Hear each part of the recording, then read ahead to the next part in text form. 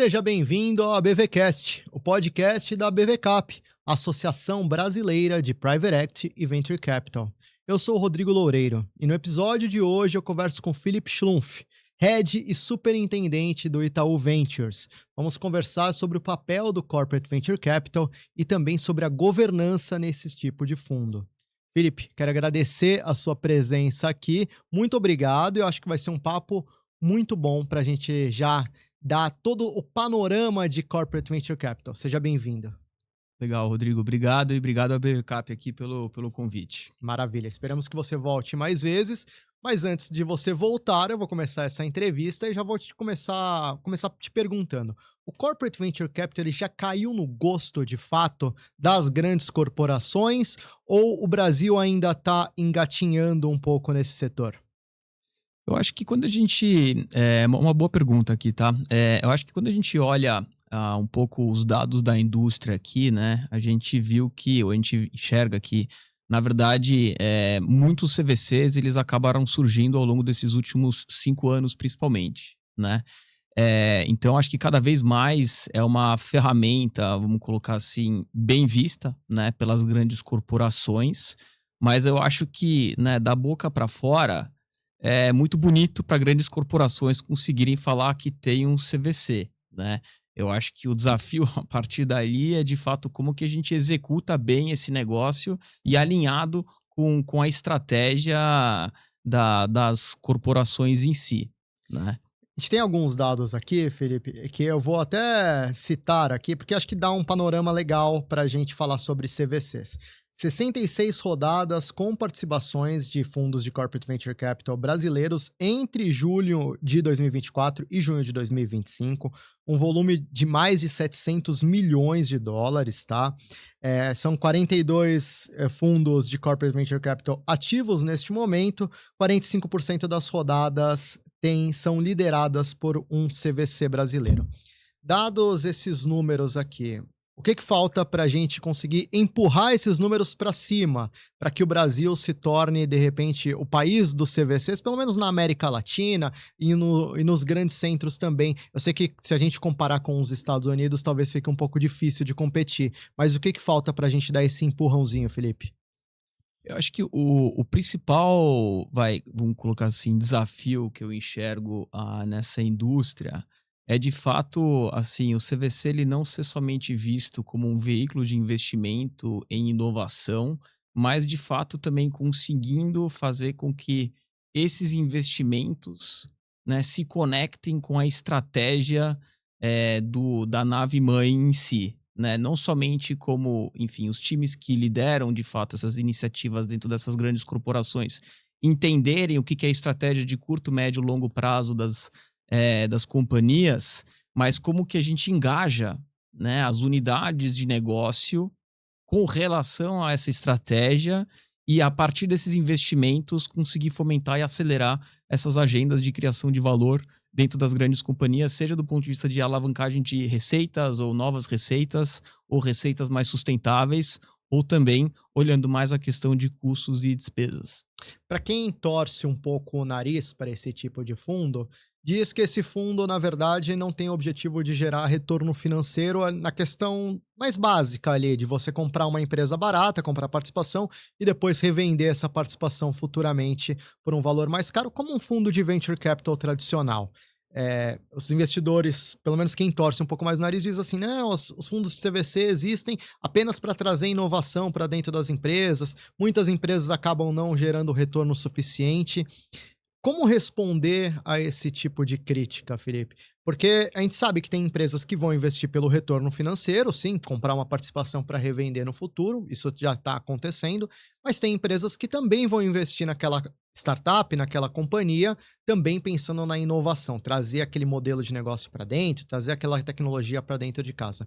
Então, como conciliar esses dois pontos de vista e entender que os dois pontos, de repente, podem ser lucrativos a depender de cada estratégia?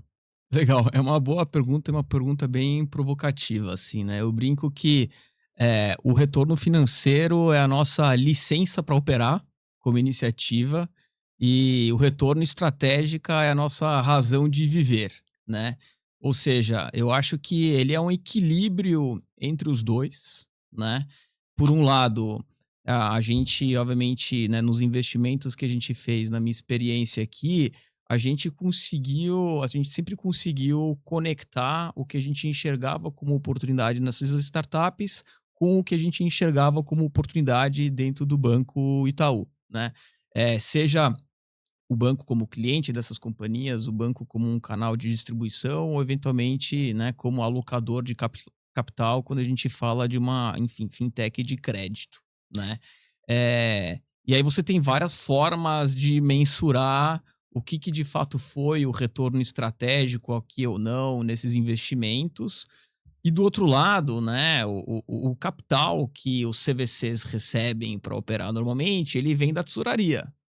Corporações, independente do tamanho dela, tem o custo de capital. Claro. E assim, o grande, a grande, a grande disparidade que existe é a pressão de, retornos, né, enfim, resultados de mais curto prazo, né, da perspectiva da companhia, quando a gente fala de uma empresa de capital aberto, com a natureza de um investimento numa startup que é mais de médio e longo prazo, né? Então, nem sempre a gente consegue capturar o valor nos primeiros 3 meses, 6 meses, um ano desse investimento, porque nem sempre é tão direta a relação do investimento com a nossa estratégia, porque pode servir como um aprendizado para um novo segmento que a corporação está querendo estudar e aprender, enfim, se associar com um empreendedor ou empreendedores e conseguir capturar esse aprendizado para a nave mãe, para no momento subsequente enxergar que tipo de relação que eu quero ter com essa empresa e que tipo de aprendizado que de fato eu consigo incorporar na, na corporação. E quando a gente olha, vamos pegar o exemplo do Itaú. O Itaú olha muito para fintechs, eu imagino, claro, né? Setor financeiro. Enfim, quando vocês encontram uma fintech, Itaú encontrou lá uma fintech, a fintech ela é bem desenvolvida, ela já tem um modelo de negócios operante, já está gerando receita, já está gerando caixa, enfim.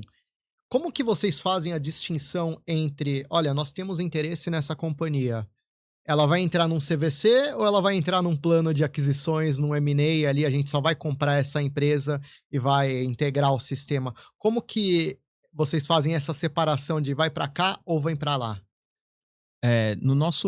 Na nossa cozinha, né, eu acho que esses dois mundos, eles estão bastante bem segregados, né, porque quando a gente fala do mundo do corporate VC, a gente está falando muito mais de coisas que têm um viés de aposta, né. Então são coisas que não necessariamente já estão comprovadas ou que não estão comprovadas o suficiente para fomentar uma agenda de um M&A, né, aonde quando a gente olha da perspectiva do banco, a gente tem feito historicamente muito mais transações da perspectiva do M&A com 100%, né, teses de caminhos para chegar no controle ou até 100% dessas companhias. E a gente, né, ou pelo menos eu entendo que as as os caminhos que o banco, né, acabou decidindo, que acabaram culminando no M&A, foram negócios onde, da largada, a integração já era umbilical do banco com as empresas, né. Por exemplo, o banco querendo fomentar negócios internacionais com a aquisição da Avenue, né. Dificilmente, dada a alavancagem operacional que o banco poderia ter em cima dessa companhia, faria sentido eu começar como um investidor minoritário numa aposta de um mercado internacional e tal. Então, né, foi uma decisão top-down de algo que queremos fazer com intencionalidade, Uhum. né? E por isso o caminho do M&A faz muito mais sentido do que um caminho onde eu compartilho a governança com outros investidores, que muitas vezes é o caso de investimentos aqui da perspectiva do Itaú Ventures. E falando sobre esse gancho, né? Pegando esse gancho de governança, quando tem esses investimentos, quando esses investimentos acontecem por fundos de CVC, muitas vezes tem outros investidores envolvidos no negócio, sejam fundos de venture capital, sejam investidores individuais. Como vocês lidam com eu não vou nem citar, dizer interferência, mas com todas essas pessoas que vão querer dar seus pitacos em cada negócio, além, claro, do founder, que tá ali, que construiu o negócio e vai querer manter a sua visão. Como conciliar todas essas linhas de pensamento? Porque não tem uma linha que esteja certa ou errada, muitas, pelo menos muitas vezes não tem, muitas vezes são linhas apenas diferentes. Como que vocês trabalham tudo isso? Acho que no final do dia a gente está falando de um business de pessoas, né? Então, existe uma relação de confiança muito grande que você constrói ao longo do tempo até o momento que, de fato, você faz um investimento. E óbvio que a gente, como investidor, pode ter um grandíssimo interesse de investir em alguma companhia. Mas quem abre as portas efetivamente para a gente são os fundadores e as fundadores dessas companhias. Então, como a gente está falando de algo que tem um ciclo de investimento, né, muito mais longo normalmente do que o 3, 5 anos de private equity, acho que é muito importante da perspectiva dos empreendedores eles terem conforto, né, de quem que é a pessoa que vai estar participando, enfim, desse dia a dia do ponto de vista de investidor comigo, né, o que que eu vou conseguir construir com cada investidor que eu estou trazendo para o meu cap table, né? Então a gente tem diversos investimentos onde a gente convive com outros fundos de venture capital e com outros estratégicos aqui no cap table. E acho que vai muito, como é feito um business de pessoas, depende muito dessa relação de confiança que você constrói para além do que você está colocando nos documentos ali do investimento em si, acordo de acionistas e tudo mais, né? Quando a gente fala do Itaú, a gente está falando de um banco e a gente sabe que bancos têm um crivo muito mais difícil, né? Você precisa conquistar a confiança de um banco, não é tão simples como se fosse um corporate venture capital de uma outra indústria, de um outro setor. A gente sabe que os bancos precisam ter regulações mais adequadas, mais rigorosas, então o olhar já é um olhar mais crítico.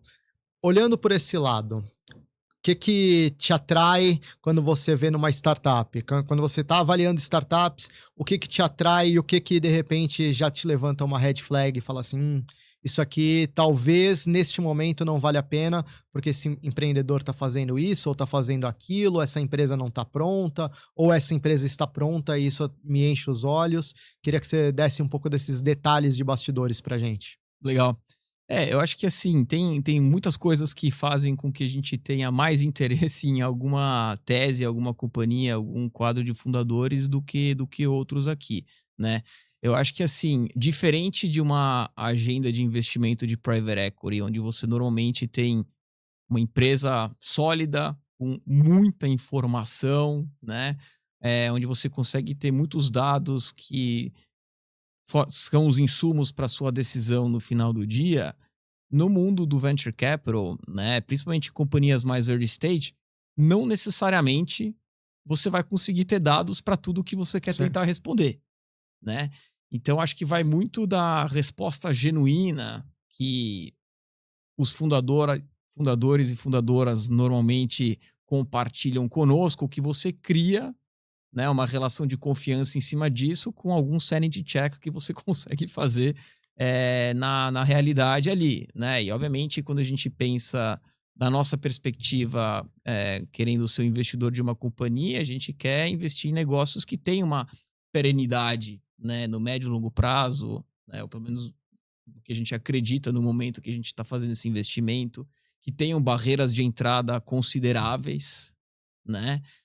Aonde a gente de fato tenha um quadro de fundadores sólidos com o background check que você faz, enfim, conversando com outras pessoas que se relacionaram com elas ao longo do tempo, que falam, putz, não, realmente é um sócio de qualidade, né? São pessoas que você pode confiar, porque no final do dia, eu, como gestor desse fundo no banco, eu também estou fazendo a minha recomendação Sim.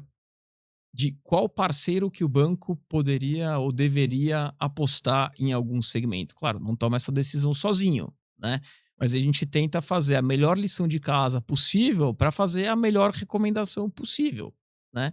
E tem muitas teses que acabam sendo, enfim, muito quentes no mercado, onde a gente tem uma dificuldade grande de entender, mas qual que é o real diferencial competitivo desse negócio? É momentâneo ou tem uma barreira de entrada importante que está sendo construída e por isso que, como banco, a gente deveria querer ajudar a, enfim, né, participar dessa agenda de criação de valor como investidor, como, enfim, fomentar negócios dentro do banco. Então acho que tem um pouco de tudo, assim, é muito caso a caso. E o Mas que claro, te tem. levantaria uma red flag, por exemplo? Acho que tem muitas coisas, assim, que são talvez básicas na minha cabeça aqui, mas que às vezes, muitas vezes não são, né? Então, por exemplo, quando você tem um pitch de algum empreendedor, onde uma corporação, qualquer uma que seja, tem 90% do cap table e ele 10 e ele tá procurando dinheiro. Aí você fala assim, eu tô apostando em você e eu tenho que ter uma governança com esse outro cara gigante aqui, e quem na verdade vai estar vivendo, respirando na dor e no amor esse negócio é você. E se você não se sentir mais incentivado, você sai e você meio que morre com aquele negócio na mão, né? Ou você olha um quadro societário onde boa parte dele não está na operação, né? Como normalmente nesses investimentos mais early stage, como você colocou ali no começo, a gente olha menos o seed, a gente até Sim, pode olhar, né? Então a gente olha mais o Series A e B. Hoje em dia a gente é mais agnóstico aqui do ponto de vista de estágio de empresa, mas tem um risco de execução muito grande ainda, né? Tem várias coisas que tem que acontecer para a companhia não ser mais uma empresa de 5 milhões de reais de receita por ano, por exemplo, e ser algo mais relevante. Você tem pessoas que estão incentivadas a fazer make or break, basicamente, assim, né? Claro, a gente não quer as empresas quebrando nosso portfólio também, mas assim, o make or break no bom sentido de, cara, vai acontecer, quero construir algo relevante. Então, e de novo, volto ao meu ponto inicial, que a gente está apostando em pessoas, sim. né? Então, esse incentivo, ele precisa estar muito bem estabelecido. Senão é um red flag, um dos principais, na minha visão, assim. Claro, aí depois tem, ah, a empresa tem um produto, mas a API foi desenvolvida por uma outra pessoa, né? API, né? A propriedade intelectual. É da empresa, é de quem? Eu estou investindo num negócio Sim. que tem a propriedade intelectual. São negócios de tecnologia. Se a empresa é simplesmente uma casca e a propriedade intelectual está em algum outro lugar, Eu vou atrás da né? propriedade E intelectual. normalmente nos nossos investimentos tem uma lição de casa, de cessão, de propriedade intelectual e tudo mais. É muito comum você ter várias fragilidades de governança nas companhias, mas acho que tem formas de endereçar elas que aí no final do dia nos dão um conforto de fazer o investimento no final do dia. Não, muito interessante esses pontos, né? Até o primeiro ponto que você citou, do quadro societário. É muito o que a gente fala aqui no ABVcast, com vários convidados, que fala assim: não aceite o primeiro cheque.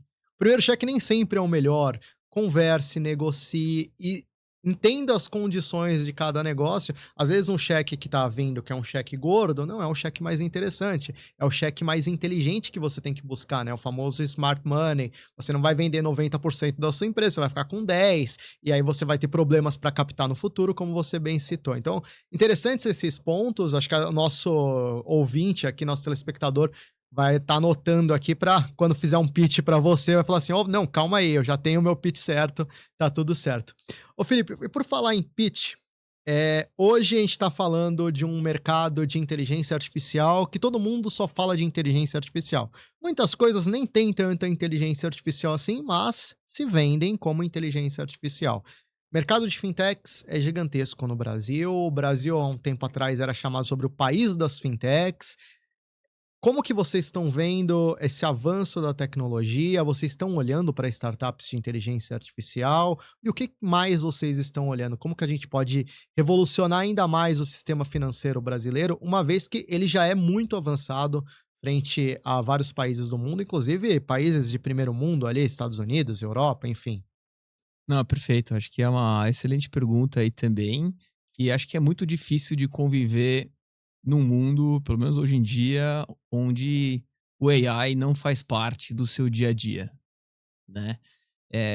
E o que vai fazer boa parte da diferença a partir daí é claro que assim as empresas elas são menos interessantes se ela fala que ela é uma empresa de AI e no final do dia ela só usa o prompt simples ali do chat GPT, né? Isso não é uma empresa de AI, né? Apesar de muitas Uma, estarem falando que uma são, né? empresa de AI, né? E a gente obviamente tem o benefício de ter a experiência enfim, embarcada de tocar esse business ao longo desses últimos anos, conhecer muita coisa, não só no mercado, mas como o banco está operando também. Hoje é muito mais, né, o mundo dos agentes e como que você consegue, de fato, criar uma organização que ela seja mais AI first ou até mesmo AI native, né? Com as companhias que acabam, enfim, nascendo nesses últimos meses, vamos chamar assim, principalmente,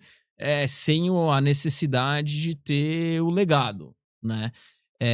Então, entender de fato como que as companhias estão implementando esse negócio dentro de casa vai dizer o quanto que ela de fato está avançada ou no básico ainda do que a gente chama de AI. Então, sim, AI é uma tese, vamos colocar assim, que a gente está enxergando em quase todas as novas oportunidades que a gente está avaliando. E quando a gente fala principalmente aqui do Brasil, tem muitas coisas além disso que estão sendo, ah, criadas como oportunidades de mercado, né. Então, quando a gente fala, por exemplo, de ativos digitais, né, acho que é uma agenda bastante forte aqui, dos reguladores, né, seja Banco Central, CVM, né, a própria Anbima agora também com a iniciativa que eles divulgaram ali na semana passada dos diferentes pilotos para debêntures, fundos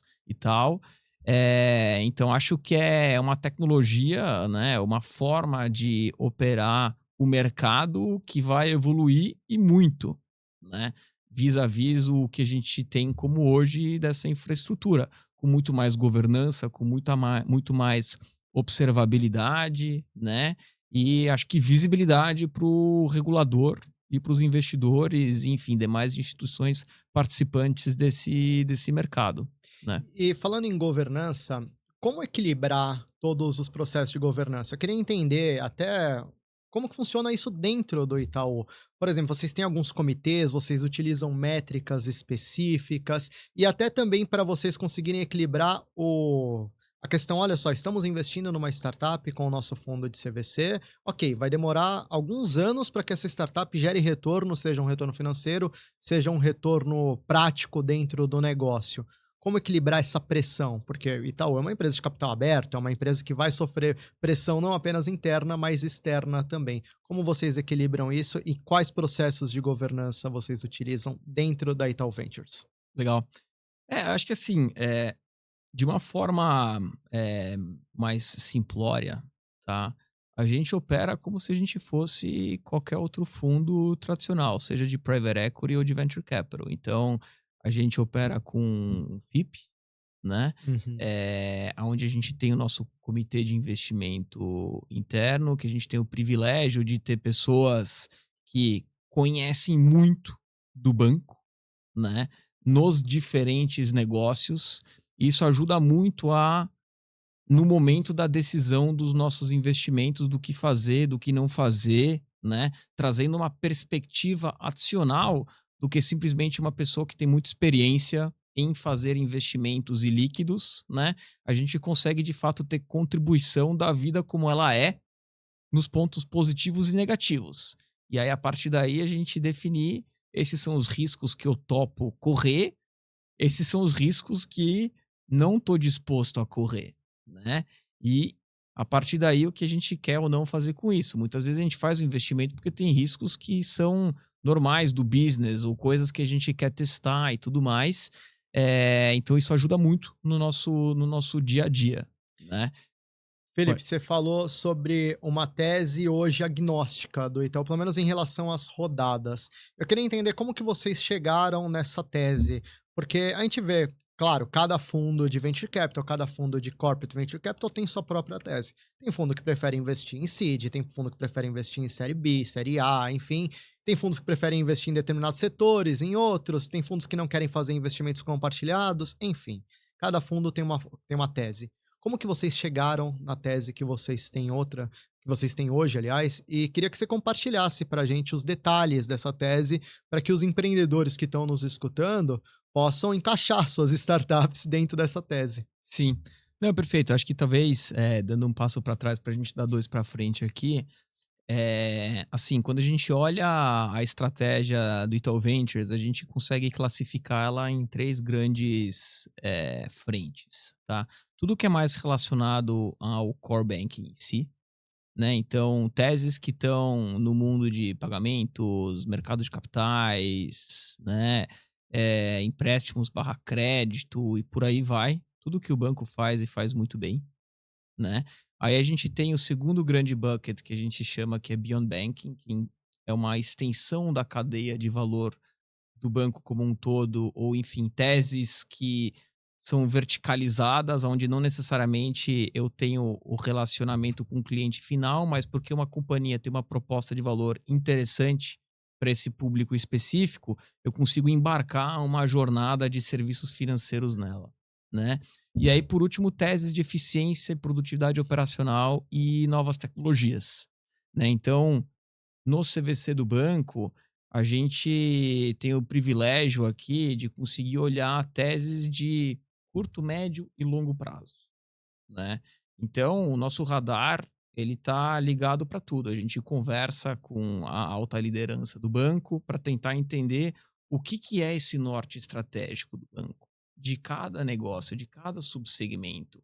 O que que é o plano de hoje, amanhã e depois, né, para entender como que a gente, como CVC, com o que a gente está enxergando no mercado, como que a gente consegue Endereçar isso participar, tudo. né, e ajudar a acelerar algumas dessas agendas.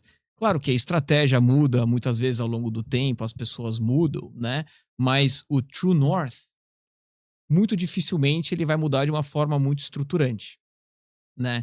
E muitas vezes quando a gente fala de CVC, a gente está falando de coisas mais de médio e longo prazo, né. Então o que que são os novos mercados que estão surgindo? O que que a gente quer conseguir aprender com hoje algo que é pouco relevante, mas que daqui a alguns anos pode vir a ser algo relevante, né? E como que a gente consegue capturar esse aprendizado para a nave mãe para ajudar a fomentar essas novas unidades de negócio dentro do banco, né? E aí o que a gente tem feito, principalmente olhando os 10 investimentos que a gente tem hoje, né? Historicamente a gente olhava mais no jargão do mercado, Sim. o série A e série B, né, buscando participações de 5, 10, 15% de participação, mais ou menos, sempre convivendo com outros investidores, porque a gente quer trazer diferentes cabeças para aumentar a probabilidade daquele negócio efetivamente dar certo, né? Porque eu, como CVC do banco, eu tenho uma caixa de ferramentas. Cada outro investidor ele pode ter outros que aumenta a probabilidade de dar certo, Sim. né? E com esse tipo de participação, normalmente a gente consegue estar, numa zona de influência maior nessas companhias, mais próximo do empreendedor, empreendedora conseguindo entender o que está machucando, o que está acelerando, né? Como que a gente, como investidor, consegue ajudar nesse dia a dia, para além da relação com o banco, e do outro lado, essa relação de confiança e visibilidade que a gente acaba tendo na perspectiva do monitoramento desse nosso investimento, traz muito mais conforto para o banco para pensar num novo negócio ou num negócio melhorado ou, enfim, num novo fornecedor que pode ser mais estratégico, crítico e tudo mais, uma relação de confiança maior para, não vou apostar lá porque, né, não é uma startup que eu não sei se amanhã quebra ou não, porque eles é assim, ou é 100 vezes dinheiro ou é É zero, isso aí. né. Aí você, como grande empresa, apostar num negócio como desse, fala assim: "Eu prefiro apostar num negócio que eu sei que, né, tem uma perenidade médio e longo prazo, senão é mais um problema que eu tenho que administrar, porque fornecedor quebrou aqui e, cara, agora tem um baita problema que eu não precisava ter se eu tivesse escolhido outro caminho", Sim. sabe. Então eu acho que você tem o juntar o útil ao agradável aqui. Eu brinco, dada essa visibilidade privilegiada, de uma certa forma, que a gente consegue ter nos nossos ativos, né, acho que ajuda a dar mais conforto para acelerar certas agendas dentro do banco. Interessante vocês pensarem como vocês podem endereçar algumas necessidades do banco junto com o CVC. Afinal, o CVC é um veículo de inovação, né? É um veículo de Ele inovação é dentro, mais uma mais uma ferramenta ferramenta, dentro perfeito. do mundo de soluções de inovação de grandes corporações, seja buy, build or partner, É isso né. aí. E aí, só para voltar para a sua pergunta Claro. anterior também, que acho que era um ponto importante, para mencionar aqui, eu não sou um tipo de investidor, pelo menos normalmente, que toma uma decisão em 2, 3 4 semanas de fazer um investimento ou não, né. Por mais competitivo que esteja aquela rodada, eu normalmente sempre quero ter o alinhamento estratégico com o banco. Então por isso que a gente busca fomentar o relacionamento com essas companhias um pouco antes, né, para justamente criar o que poderia ser o potencial case daquela tese, daquele investimento com o banco. Claro que a gente vai olhar outros ativos que concorrem com aquela companhia para, enfim, definir qual que é o cavalo que a gente efetivamente quer apostar, e com isso você acabar conseguindo conquistar também a confiança da alta liderança do banco e dos seus respectivos times que tocam aquele negócio no dia a dia, que compraram a visão que a gente enxergou desse investimento com a estratégia do banco e que no final do dia vão ajudar a executar também, Sim. né. Então não adianta eu ter a visibilidade do que é a estratégia da corporação se eu não consigo conectar, entendeu? Porque eu não sou o cara que vai executar aquele negócio, eu vou ajudar a fazer as coisas acontecerem, mas não é garantido, E até né. como você disse, né, é um business de pessoas. Eu escutei uma vez um investidor me falar algo que foi muito interessante, que ele falou assim, principalmente naquela época de 2021, 2020, que os investimentos estavam muito acelerados, uma enxurrada de dinheiro entrando no venture capital, o investidor me falou assim: "Olha, tem uma corrida para investir em cada startup que aparece. Eu demoro 1, 2 meses só de conversas iniciais com esse empreendedor, porque eu quero conhecer ele. Se em 2 meses eu não me apaixonar por ele, eu saio. Agora, tem investidor que em meia hora já fala assim: tá aqui o seu cheque, eu vou investir. E muitas dessas empresas acabaram quebrando. Acho que faltou talvez um pouco de tato, faltou um pouco de namoro ali entre o investidor e o empreendedor. Ô, Felipe, conta pra gente aqui, dá um panorama do que você espera para 2026 em relação a Itaú Ventures. É um ano para acelerar os investimentos ou é um ano um pouco mais conservador, dado todo o cenário macroeconômico, é ano de eleição também? O que vai ser o 2026 para Itaú Ventures? Legal. Eu acho que vai ser, a gente, né, tem o benefício de ter só um LP, que é o banco, né. Ajuda, né? Então, tem o lado bom e o lado mais desafiador, né. O lado bom é enquanto o nosso investidor aqui tá fomentando esse business é bom, mas por outro lado ele é o primeiro que pode apertar o freio de mão e segurar o que a gente gostaria de executar como, negócio no banco, né. Eh, mas a gente, historicamente, sempre foi um investidor bastante seletivo, né. Então eu entendo a pressão do mercado, mas eu não me deixo levar por essa pressão, porque eu acho que no final do dia o que é retorno financeiro é importante? É importante, mas o mais importante do que isso é o retorno estratégico. Isso precisa de mais tempo para conseguir gerar esse alinhamento, né. A gente começou o CVC do banco, né, na Kinea, na verdade, lá no início de Sim. 2020, ficamos lá 5 anos, e a gente acabou migrando para a estrutura do banco, né, com o lançamento do Itaú Ventures no começo do ano passado. E eu acho que esse movimento para o banco permitiu com que a gente tivesse muito mais proximidade com os negócios, né? Muito mais inteligência do que é importante e o que é não importante. Muito mais ah, visibilidade para me ajudar a priorizar o que a gente está enxergando de oportunidades no mercado. Então, eh, olhando 2026, e para te responder aqui, a gente deve fazer mais alguns investimentos, tá? Então, no final, talvez a gente vai fazer entre 2 e 4 ou 5 investimentos esse ano, que é acima da média do nosso pace histórico de uns 2, 3 investimentos por ano, mas acho que faz parte do nosso dia a dia, assim, né? Como qualquer fundo de VC, você ter um número de um topo de funil muito grande para no final do dia você ter baixíssima Sim. conversão, né. Então a gente acaba sendo investidores bem seletivos, né. Muitas vezes, dado essa nossa velocidade, a gente não necessariamente participa das rodadas, tem rodadas subsequentes, uma extension também, Sim. que a gente acaba participando, porque com esse tempo de maturação do que poderia ser a oportunidade com o banco, é mais fácil de construir algo que faz sentido para os dois lados, E o né? radar de vocês está voltado só para o Brasil, América Latina, mundo? A gente, no primeiro ciclo, vamos colocar assim, olhando muito mais Brasil, a gente expandiu a partir do ano passado para América Latina, e também estamos olhando cada vez mais o mundo agora também, né?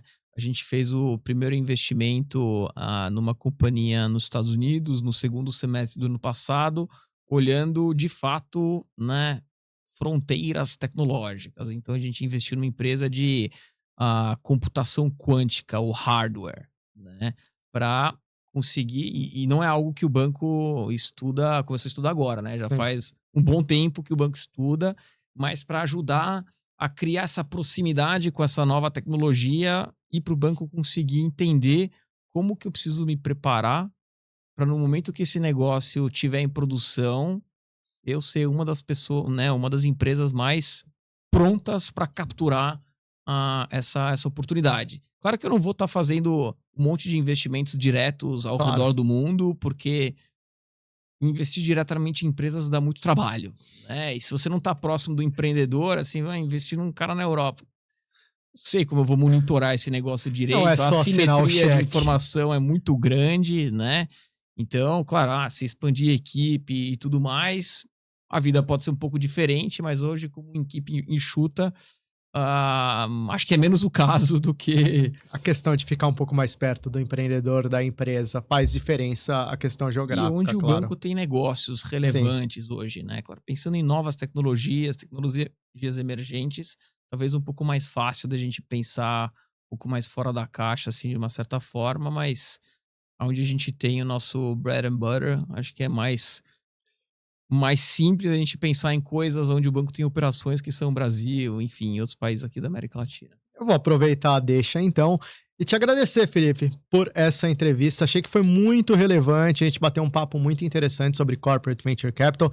Você destilou ali conhecimento sobre esse setor, explicou para a gente os processos de governança do Itaú e até o que a Itaú Ventures está olhando para 2026, não só para 2026, mas também no longo prazo. Muito obrigado pela sua presença. Espero que você volte mais vezes com novidades também, claro. A gente sempre gosta de informações aqui em primeira mão. Então, queria te agradecer, Felipe. Muito obrigado pela sua presença.